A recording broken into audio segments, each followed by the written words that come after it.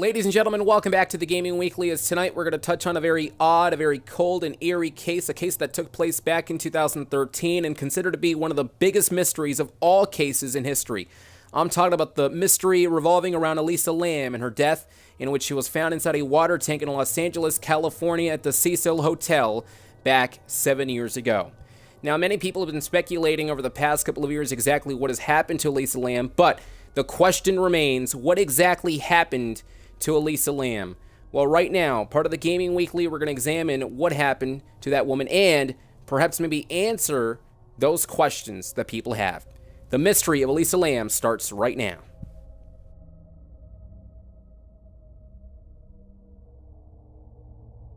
Elisa Lam was the daughter of immigrants from Hong Kong, and she was a proud student of the University of British Columbia. The infamous Cecil Hotel was where Lam spent her last week. Now, for her trip to California, Lam traveled alone on Amtrak and later visited the San Diego Zoo and posted photos taken there on social media.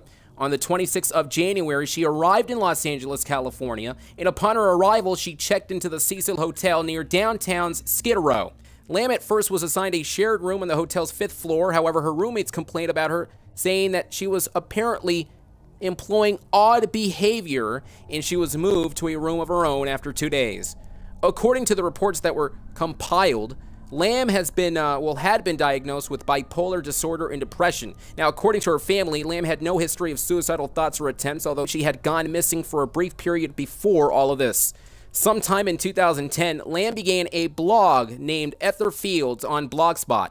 Over the next 2 years, she posted pictures of models in fashionable clothing and accounts of her life, particularly her struggle with mental illness. In a January 2012 blog post, Lam laminated that it was a relapse at the start of the current school term had forced her to drop several classes, leaving her feeling so utterly directionless and lost.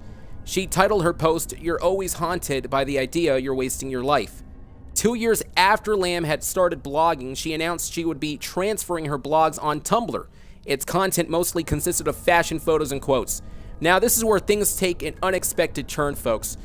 So, apparently, Lam would contact her parents in British Columbia every single day while she was traveling. However, things got a bit weird here, because on January 31st of 2013, the day she was scheduled to check out of the Cecil Hotel, her parents did not hear from her and called the Los Angeles Police Department. Now, at this point, she had gone missing, and her family flew to Los Angeles to help with the search itself. We do understand that staff members of the Cecil Hotel who saw Lam that day said that she was alone. However, outside of the hotel, a woman by the name of Katie Orphan, manager of a nearby bookstore, was the only person who recalled seeing her that day. Orphan recalled Lam being outgoing, very lively, very friendly, while getting some gifts for her family. From what we understand, police continue to search and search and search the hotel to the extent that they were legally obligated to. They searched Lam's room and had dogs go through the building, including the rooftop. However, they were unsuccessful in finding her. But it wasn't until a week later, on February 15th, the LAPD released a video of the last known sighting of her taken in one of the Cecil hotel's elevators by a video surveillance camera on February 1st. The video drew worldwide interest in the case due to Lam's strange behavior and has been extensively analyzed and discussed. The footage that you're about to see here, ladies and gentlemen, is the elevator footage that we were just talking about moments ago. And we do want to warn you, this is quite disturbing. Here's the footage.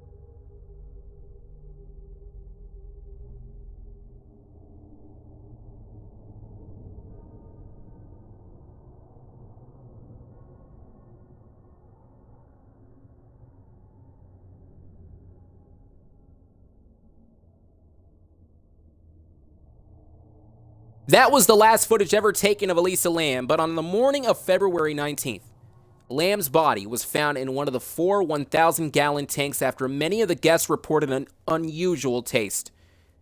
So the theories and questions remain.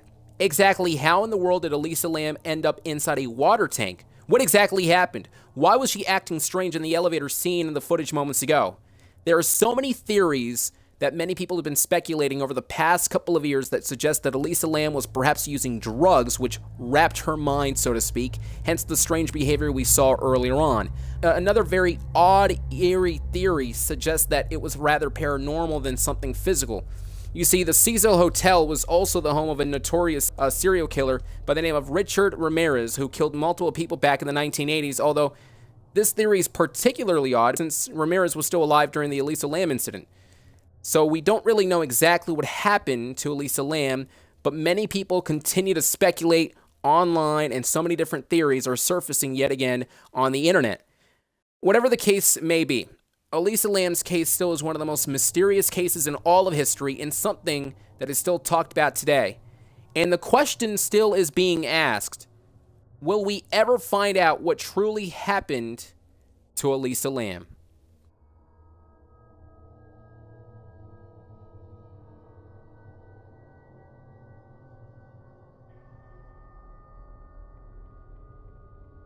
Surveillance video of a Canadian woman adds to the mystery around her death. This, take a look, is 21-year-old Elisa Lam riding an elevator at the Cecil Hotel in Los Angeles.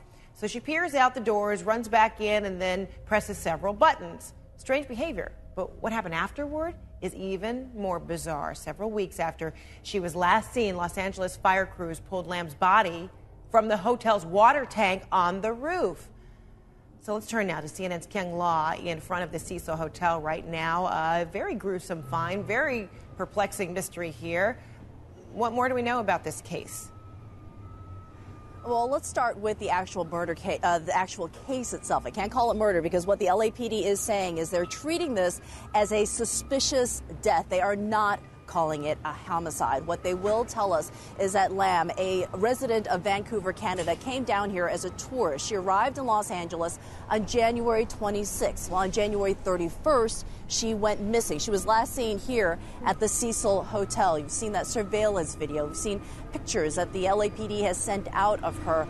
Then yesterday, the maintenance worker, responding to some concerns about some water problems at the hotel, went and checked the rooftops water tanks. There are 4 of them. When he looked in one of them, that's when he made the gruesome discovery. The fire department investigators have been here. They did identify her through body markings. At this point, the autopsy is still being conducted. Frederica is still waiting for that. And so what kind of role did the hotel guests play in all of this? Apparently, they were very concerned about the water pressure and then once they learned why, did the hotel guests know about this? How were they enlightened, so to speak? Well, some of them learned by watching the local news. You may notice that the front doors of this hotel are open. The hotel has not closed. It has stayed open. It is on a flush order, meaning that all the people who are here, they can only use it to flush the toilets. No showering, no washing your hands, definitely no drinking of the water. So we've spoken to some residents here who say that the hotel has not been honest with them, not been forthcoming.